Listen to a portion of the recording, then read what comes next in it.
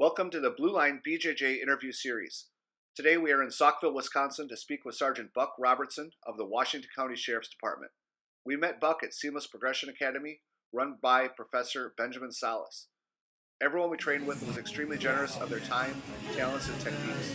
It was a great experience, and we look forward to returning in the future. After the interview, be sure to stick around for Buck showing a Kimura variation from the guard and a brief hello from his instructor, Professor Salas. Here. Okay, now. Thank you for meeting with us. Thank you for sitting down and talking with us. First, tell us a little bit about yourself. My name is Buck Robertson. I work for the Washington County Sheriff's Office. I've been there for going on 13 years. The past 2 years have been as a sergeant, so I'm a second shift supervisor on patrol. I'm also a team leader with our SWAT team for Washington County. We have a joint multi-jurisdictional SWAT team. Other than that, I did 4 years. I served 4 years in the Marine Corps back in '98 to 2002. Went over to Afghanistan. Kind of been all over the world. I have a family. I have a wife and 3 kids, and all 3 of my kids do Jiu-Jitsu as well. Science. I have 2 stepsons, 14 and 12, that do Jiu-Jitsu. Both about to be yellow belt. One's a yellow belt. One's about to get his yellow belt. And my daughter, who's 7, who does Jiu-Jitsu as well. And how long have you been training Jiu-Jitsu? We've been training for 3.5 years, going on 4 years here. Okay, and your instructor? My instructor is Ben Salas from Seamless Progression, an affiliate of Carlson Gracie Jr. So the Carlson Gracie lineage. Yes. Awesome. So with the school here, were you training Jiu-Jitsu before you became law enforcement, or were you law enforcement before you got into Jiu-Jitsu? I didn't train Jiu-Jitsu prior to law enforcement, but I did train other martial arts. I did do Kempo, which was out of a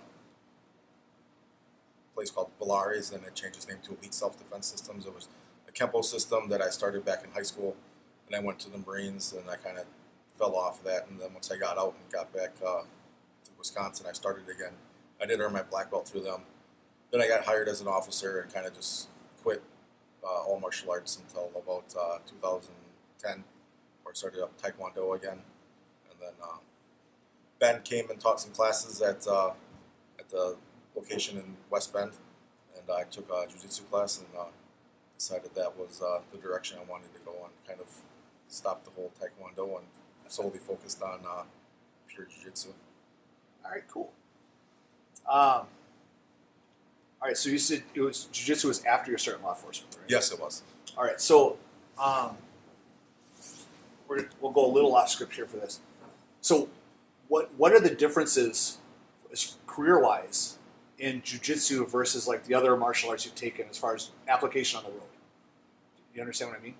Yeah, I mean, even asking, Ben with his Kempo background, Kempo doesn't relate to apprehending people well on the road. It's more about damage you can inflict on people, and that's kind of the basis of Kempo, where Jiu-Jitsu is more about control, being able to control yourself and control your suspect or the person that you are in contact with, and without hurting them if need be.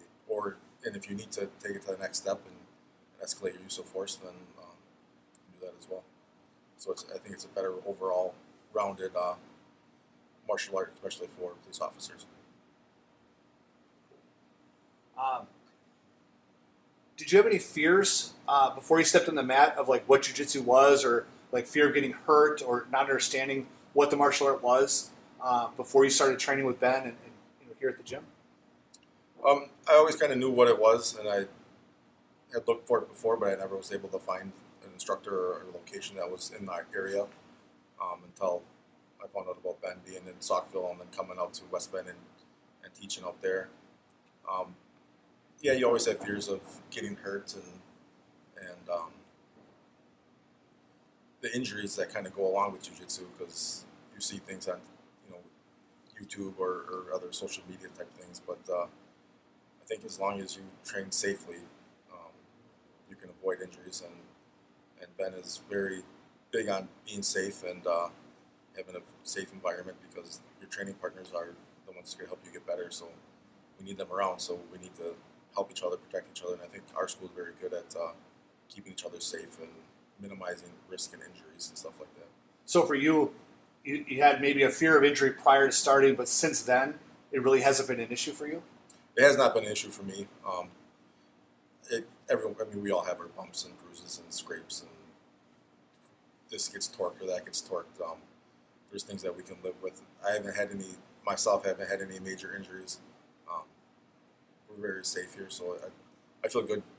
So the risk of injury weighed in with like the what you've experienced here. It's been more to the benefit of training versus any kind of bumps or bruises you've had, right? Right. Yeah. The risk of injury is very minimized to what the skills and knowledge that I've gained to help me become a better police officer and use of force and being able to keep myself safe and keep others safe on the street. And since you started training jiu-jitsu, have you been able to bring in any jiu-jitsu knowledge into your police policy or your use of force tactics at the department? Has there been any kind of correlation with what you've learned here on the mat versus what now is taught to the officers at the PD? Yeah, for our SWAT team, about 3 years ago, we brought Ben Salison for a training session for our SWAT team only, where he taught some weapon retention stuff, his versions of different weapon retention drills from the presentation of your firearms as well as holstered. So we utilize that a lot in our training, especially with the SWAT team. And over the years since I've become the team leader, we bring him in a little bit more. Last year we brought him in, or this past year, 2017, we brought him in for 12 hours of training with our SWAT team, which included more of striking, punching, also groundwork, and more weapon retention, kind of building a good base to keep going and teaching that kind of stuff, learning that jiu-jitsu philosophy, I guess. Cool. Couple rapid fire questions. So real quick, just want a quick response here. Who's your favorite black belt? Nick Chewy Albin. All right. Armbar or choke? Choke. All right. Blue, white, or black gi? Blue. All right. Starting in knees or standing? Knees. Open guard or closed guard? Closed. What's your go-to move? I would say bow and arrow choke. Bow and arrow choke. Awesome. All right. Couple last minute questions here. Do you have any memorable stories involving jiu-jitsu, either on the road or here at the gym? Any favorites you like to tell people? I think just being able to, I'm also a DAT instructor with our department, and so we teach some ground defense stuff that has come up recently. Okay. And just at our department, we have guys that are just blown away by the little, I'm a blue belt, so I know this much in the jiu-jitsu world, but just some of the skill that I have acquired, and when you're rolling with them who have no experience whatsoever, they're like blown away by the stuff, when I remember a guy had his legs wrapped around me from rear mount and, put my legs over the top of his head, get them in that nice ankle lock, and he was like blown away by it. And it's just like, this is just a small fraction of what you can learn by just, coming to class and learning the art and learning yourself. It's small. So the idea of perspective, yes. Like his world just got so much bigger because of Right. you, but then your world is so much bigger because of Ben. Right. Ben's world is so much bigger because of Junior. It just kind of keeps going and going. Yeah, exactly. Oh, understood. In your opinion, what's the biggest reason most officers don't train? And not just in jiu-jitsu, just in any martial art. What's the biggest reason most cops don't train, in your opinion? I think going back to that fear of getting hurt, our job is tough where if I have a sprained ankle, I can't work. If I have a broken finger, I probably can't work. If I have a hyperextended shoulder or elbow or something, I can't work for my own safety and the safety of my officers that I have to work with, and that depend on me as well. So I think that fear of being hurt or injured is a big factor of why they don't train. But like we said, I think the benefits of training jiu-jitsu far outweigh the minimized risk of getting hurt or being injured.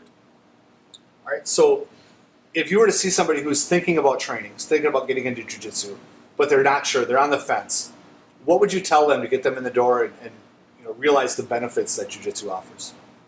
I would say just come and watch. Just come and see a black belt teach. All these black belts that I have seen are phenomenal instructors, phenomenal teachers, and their presentation, especially police officers, they like, you know, we look for good instructors, and we are kind of drawn to good instructors. And I think if they come and saw these black belts teach and how safety is emphasized, it's worth the risk of coming in. And like I said, the risk of being injured is very minimal. Just get off that couch and get your butt here and just do it. You'll regret it later. I think it's something that in life, you know, when you look back, you'll regret not doing it sooner. I do. I know that I regret not doing jiu-jitsu 10, 15, 20 years ago. I mean, I was stationed in San Diego back in 98 to 02, where, I mean, San Diego is a phenomenal place to train jiu-jitsu right now. And had I started out there back in that time, that would have been awesome. So, you don't regret it. Don't do something you're going to regret later. And then any friends, teammates, coaches, or mentors you'd like to give a shout out to, or anything else you want to say to wrap up this interview? Obviously, shout out to my instructor for just being there, being a great instructor for us, Ben Salas, and teaching us, and he devotes his time to us, especially with us at the Sheriff's Department. He comes in and does that on his own. He's in charge of us for that, so it's a great opportunity that we have to learn from him. That's kind of about it. Good. Well, we appreciate your time, man. Thank you very much. Good training to you, all right? All right, thanks. All right, the technique that I'm going to show is a Kimura. It's kind of an armbar from me as a jiu-jitsu guy or even an officer on the ground. This is a good one for the fact that if I'm a police officer and I have my duty belt on, if I have a vest on, a plate carrier, a heavy vest or anything like that, it allows me to use movement in order to put him where I need him to be and not have to rely on my flexibility of coming up. What I want to do is with my right hand grab onto his wrist, my left hand grab onto his elbow. I'm going to use my right leg, my knee, and bring him up towards me. From here, I can slip my hand down in, grab onto my own wrist. I can kind of half shrimp out a little bit and get this submission from right here.